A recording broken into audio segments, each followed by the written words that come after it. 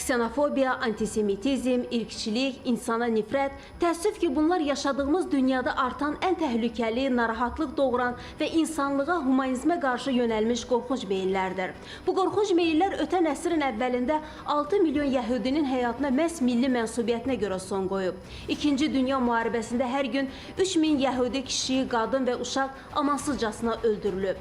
Tarixə Holokost qurbanları kimi düşən faciənin unudulmaması, ibrət götürülməsi üçün Birləşmiş Millətlər Təşkilatı yanvarın 27-sini anım günü kimi qeyd edir. Ölkəmizdə də faciə qurbanların xatirəsi ehtiramla anılır. Yəhudi xalqının dərdini, qəmini ən yaxşı başa düşən, anlayan bəlkə də bizi. Çünki ötən əsrdə xalqımız ermənilərin dəfələrlə törətdiyi soyqırımla qarşılaşıb.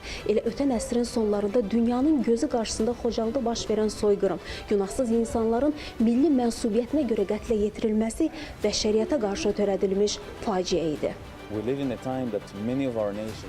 Biz belə hadisələri unutmamalıyıq. Təəssüflər olsun ki, bu cür hadisələr davam edir. Onları daim xatırlamaqla təkrarlanmamasını təmin edə bilərik. Mən çox ümid edirəm ki, gələcəkdə belə hadisələrin baş vermədiyi dünyada yaşayacağıq. Biz bugün bütün dünyada, o cümlədən İsraildə, Azərbaycanda qurban olan insanların xatirəsini anırıq. Həmçinin nasist zülmünə qarşı çıxış edənləri, o cümlədən 300 min Azərbaycanlının xatirəsini anırıq.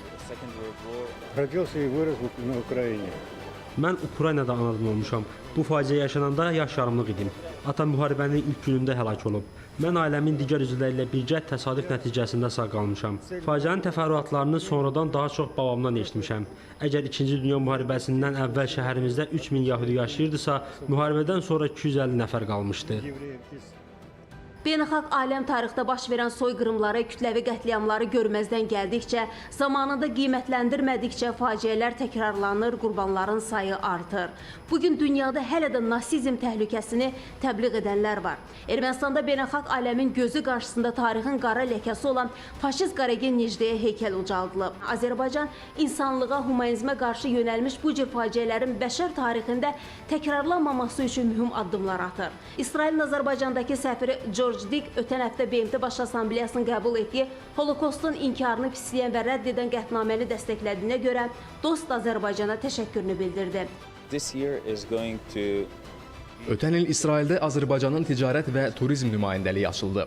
Bu il isə biz iki ölkə arasında diplomatik münasibətlərin 30 illiyini qeyd edirik. Bununla bağlı çoxlu tədbirlər keçiriləcək. Ümid edirəm ki, biz gələcəkdə Azərbaycanın İsraildə səfirliyinin açılmasını da qeyd edəcəyik. Bu kimi tədbirlərlə biz iki ölkə arasında münasibətləri daha yüksək səviyyəyə qaldıra bilərik.